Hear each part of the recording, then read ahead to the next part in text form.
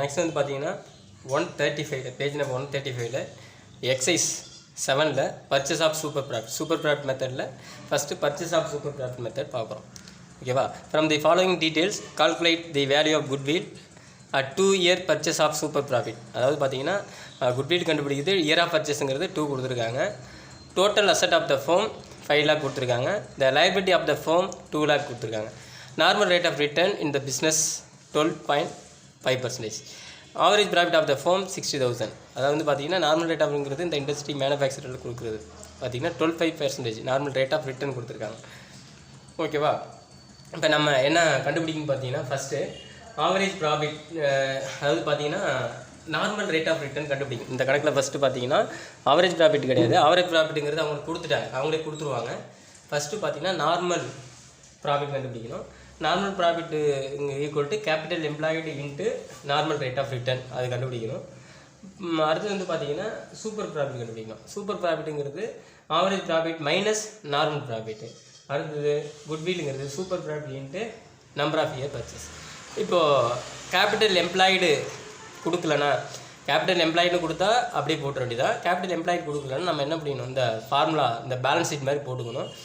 அதாவது current asset plus fixed asset minus லைபிலிட்டியோட less பண்ணணும். இந்த இடத்துல டோட்டல் அசெட்னு கொடுத்துருக்காங்க. ஓகேவா? இப்போ இதை வச்சு நம்ம எப்படி கணக்கு போடுறதுங்கிறத பார்ப்போம். Okay students, page number 135 exercise 7 பார்க்க போகிறோம். இந்த கணக்கை பொறுத்தளவுக்கு நமக்கு என்னென்ன தேவை ஃபஸ்ட்டு பார்த்தீங்கன்னா நார்மல் ப்ராஃபிட் கண்டுபிடிங்க. First normal profit. இப்போ நார்மல் ப்ராஃபிட் கண்டுபிடிக்கணும் நம்ம நமக்கு என்னென்னா கேபிட்டல் எம்ப்ளாய்டு தெரியணும். Capital employed. அடுத்தது normal rate of return. Rate of return இதை கண்டுபிடிக்கணும். இப்போ நமக்கு கேபிட்டல் எம்ப்ளாய்டு கொடுக்கலன்னா நம்ம கேபிட்டல் எம்ப்ளாய்டு கண்டுபிடிக்கணும். Capital employed equal to fixed asset plus current assets minus liability, அதாவது கரண்ட் லைபிலிட்டி.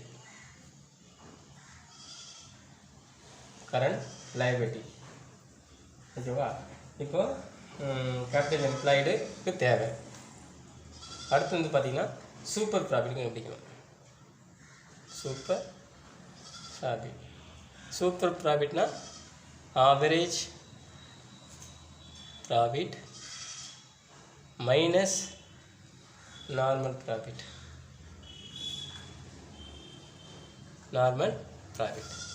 அடுத்தது குட்வில்லுங்கிறது super profit into number of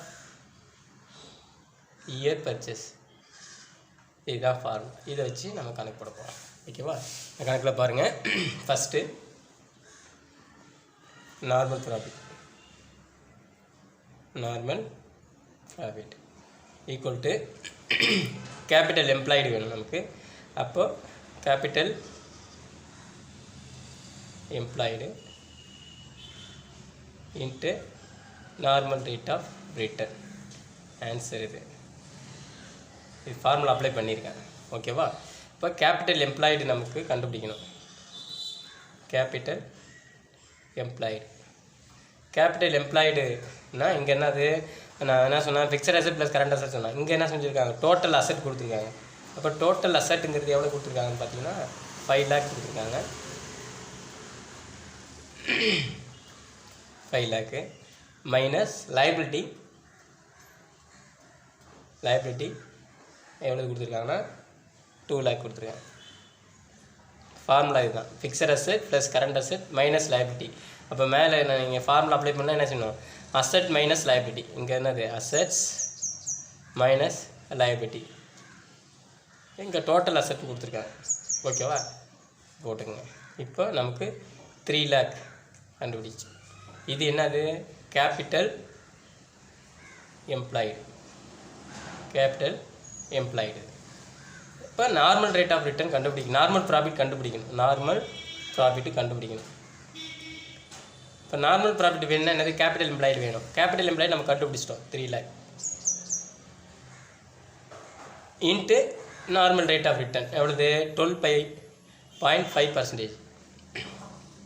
இப்போது இதை டிவைட் பண்ணுங்கள். 3 12ன்னா எவ்வளோது வரும்னு பாருங்கள். இப்போ ஆல்ரெடி இப்போ பாருங்கள் 12.5ன்னா எவ்வளோது வரும்னு பார்த்தீங்கன்னா கிட்டத்தட்ட 37,500 வரும். இதை நீங்கள் கிராஸ் பண்ணிவிட்டு இது பெருக்குனீங்கன்னா 37,500 வரும். இது என்னது, therefore நார்மல் ப்ராஃபிட். ஓகேவா. அடுத்து பார்த்தீங்கன்னா super profit. Super profit super profit வேணும்னா என்ன, ஆவரேஜ் ப்ராஃபிட்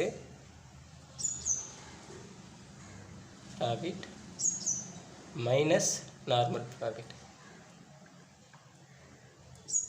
இப்போ ஆவரேஜ் ப்ராஃபிட்டு வேணும். ஆவரேஜ் ப்ராஃபிட் கண்டுபிடிக்க தேவையில்லை, இங்கே கண்டுபிடிச்சி கொடுத்துட்டாங்க. ஆவரேஜ் ப்ராஃபிட் எவ்வளோ கொடுத்துருக்காங்கன்னா 60,000 கொடுத்துருக்காங்க.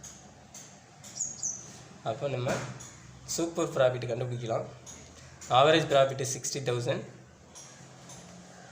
மைனஸ் நார்மல் ப்ராஃபிட்டு 37,500 லெஸ் பண்ணிங்கன்னா சூப்பர் ப்ராஃபிட் கிடைக்கும். அப்போ சூப்பர் ப்ராஃபிட்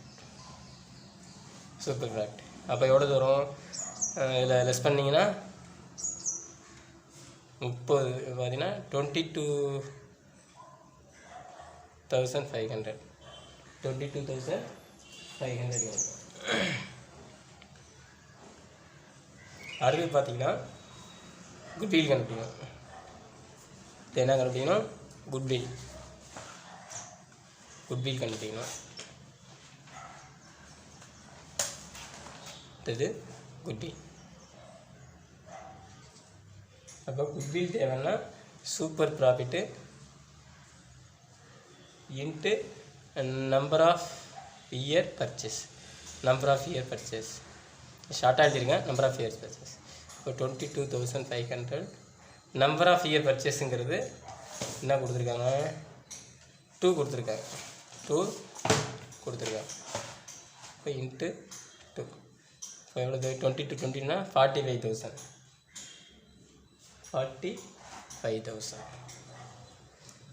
இதுதான் குட்வில் அமௌண்ட். ஓகேவா. இப்போ நீங்கள் அந்தந்த அமௌண்ட் எடுத்து எழுதிக்கலாம். ஓகேவா. பாருங்கள் இந்த கணக்கை. நார்மல் ப்ராஃபிட் கண்டுபிடிக்கணும். First normal profit capital employed into normal rate of return கண்டுபிடிச்சா 3 lakh கண்டுபிடிச்சிருக்கேன். அடுத்து வந்து பார்த்தீங்கன்னா சூப்பர் ப்ராஃபிட் தேவை. சூப்பர் ப்ராஃபிட்டுக்கு வந்து average profit minus normal profit. Average profit அவங்களே கொடுத்துட்டாங்க. அப்போ சூப்பர் ப்ராஃபிட்டு வந்து பார்த்தீங்கன்னா 22,500 வந்துச்சு. இப்போ குட்வில் கண்டுபிடிக்கும். Super profit number of year purchase 45,000. நீங்கள் எடுத்து ஆன்சர் எடுத்து எழுதிக்கலாம். therefore நீங்கள் எழுதிக்கிட்டு என்ன செய்யலாம், நார்மல் ப்ராஃபிட்டு therefore நீங்கள் எடுத்து அப்ஸ்ட்ராக்ட் மாதிரி எடுத்து எழுதலாம். இப்போ நார்மல் ப்ராஃபிட்டு எவ்வளோ கண்டுபிடிச்சோம், 37,500. அடுத்தது சூப்பர் ப்ராஃபிட்டு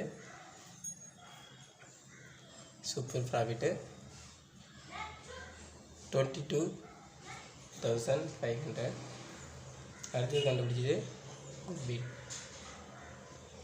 இன்ஸ்பெக்ட் 45 போட்டு அப்படியே ஆன்சரு பாக்ஸ் மாதிரி போட்டு முடிஞ்சிச்சு. இவ்வளோதான்ப்பா. ஏதாவது டவுட்னா கேளுங்க.